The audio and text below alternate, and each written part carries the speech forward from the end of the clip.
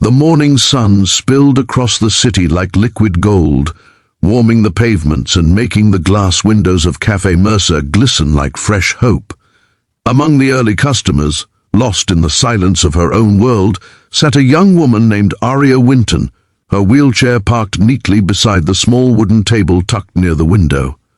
Her fingers traced invisible shapes on the table's edge, as if drawing stories no one else could see.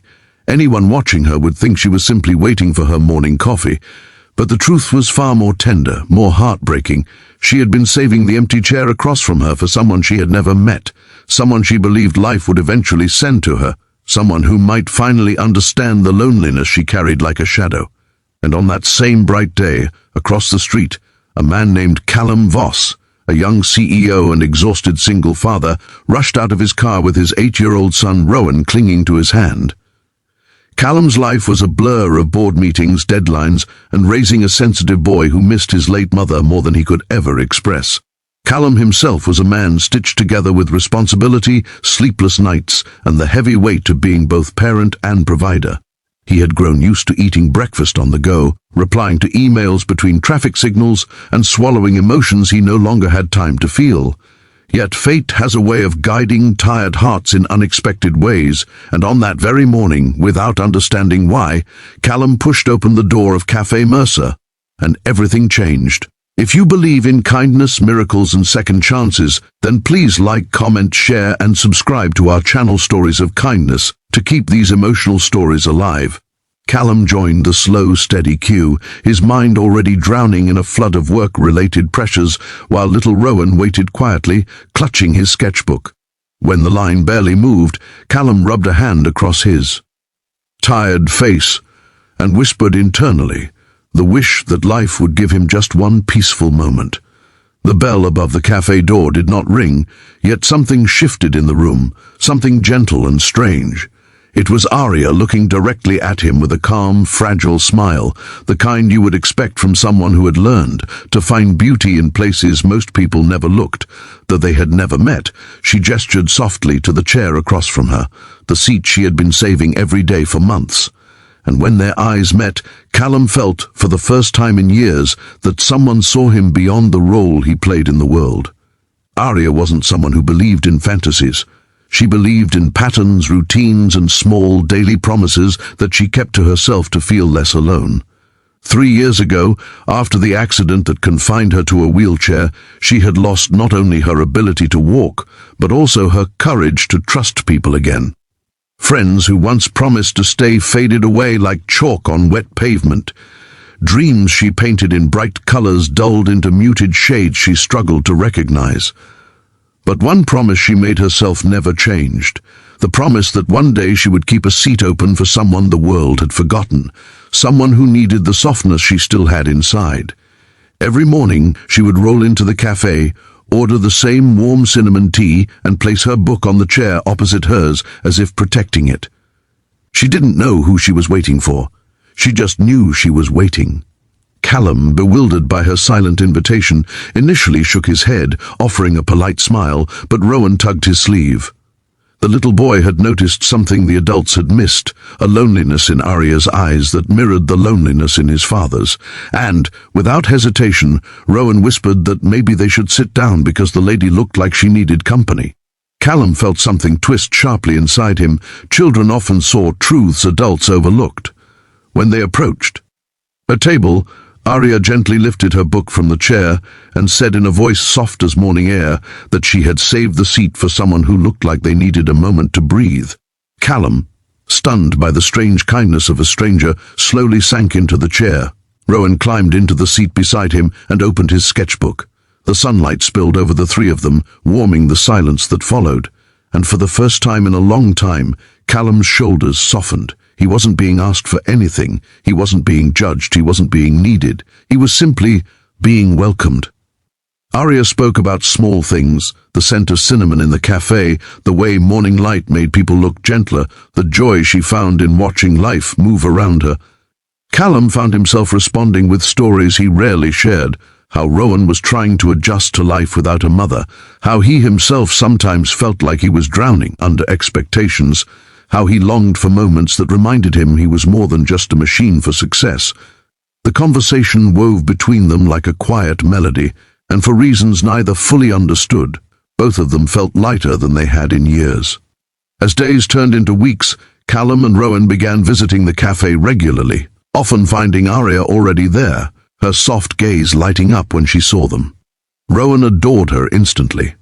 She listened to his stories about school, admired his sketches, and taught him how to notice beauty in ordinary things. Callum began to look forward to mornings in a way he never had before. It wasn't romantic at first. It was the warmth of feeling understood, the comfort of being seen.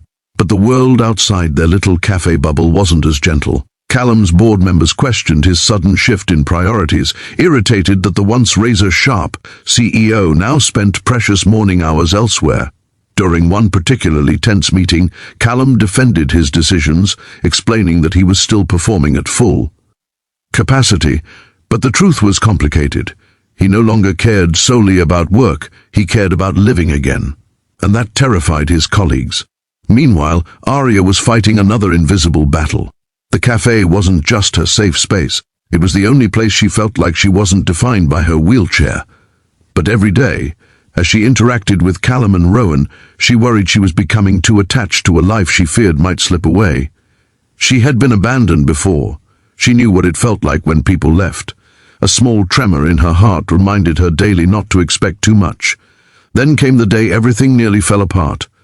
One morning, after a sleepless night filled with work crises, Callum rushed into the cafe late, his mind racing with unfinished tasks. He barely greeted Arya, and when he finally sat, he was cold, distant, and unlike himself. Arya felt her heart sink. She asked if something was wrong, but Callum brushed it off, trying to hide his frustration. Rowan sensed the tension but didn't know how to fix it. As minutes passed, Arya fought the familiar sting of insecurity. Maybe she had misinterpreted everything.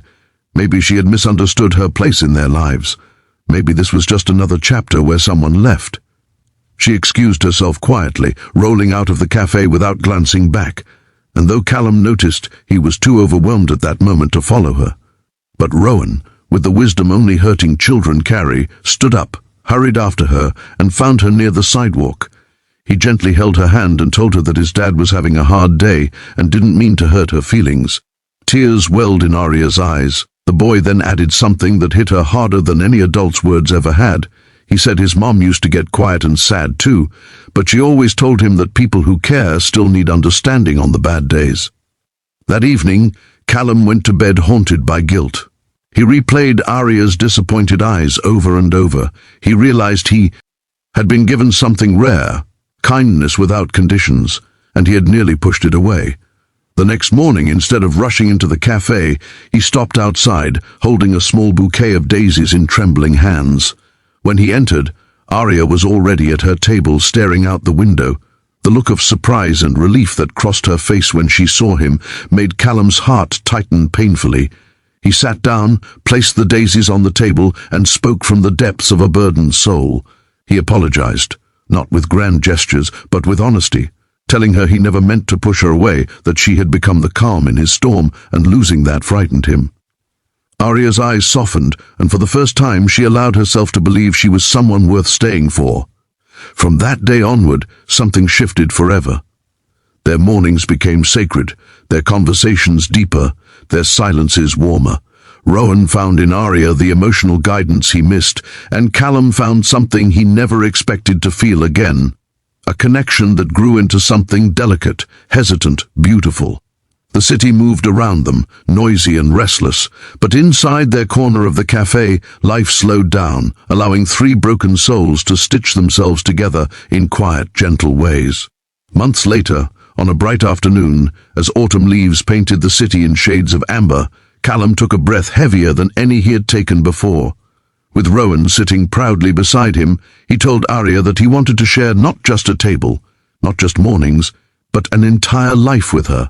And though her hands trembled, Arya reached across the table and whispered her yes, in the form of a tearful smile. It wasn't a fairy tale beginning, it was real, raw, human, and more beautiful for its imperfections. If this story touched your heart even a little, please like, comment, share, and subscribe to Stories of Kindness to help us reach more souls who need healing through stories. Special request, please comment. Kindness lives here if you felt connected to any moment in this story. And as the sun set on their little cafe corner months later, Aria leaned close to Callum and whispered the words that had started all. Words that once came from loneliness but now overflowed with love. She said she had saved that seat for him long before she knew his name, and she was grateful life finally brought him home.